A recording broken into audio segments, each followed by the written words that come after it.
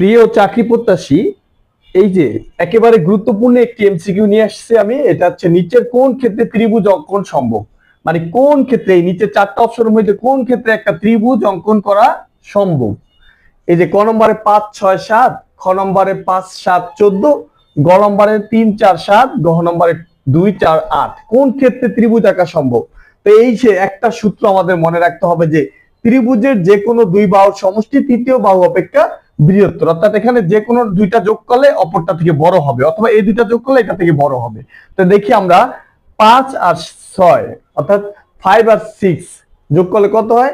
5 and 6 হয় তোমার 11। 11 7 এর থেকে বড়, এই যে 11 7 এর থেকে বড়। তাহলে সঠিক উত্তর কিন্তু এটাই। তো আমরা তারপরে এটা একটু দেখি।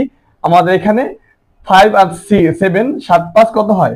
12, এটা হলো 14। তো এটা থেকে এই যে এটা তৃতীয় বাহু থেকে এই বাহুটার যোগফল, এই দুইটার যোগফল বড় হচ্ছে না, তাই এটা সঠিক উত্তর হবে না। তাই আমাদের এই দুটি আর চেক করতে হবে না, যেহেতু আমরা সঠিক উত্তর পেয়ে গেছি যে যে কোনো দুইটি বাহুর যোগফল সমষ্টি বা যোগফল তৃতীয় বাহু অপেক্ষা বৃহত্তর হলে আমাদের সঠিক উত্তর পাওয়া যাবে, ত্রিভুজ অঙ্কন সম্ভব। তো এটা সঠিক উত্তর হচ্ছে এটা।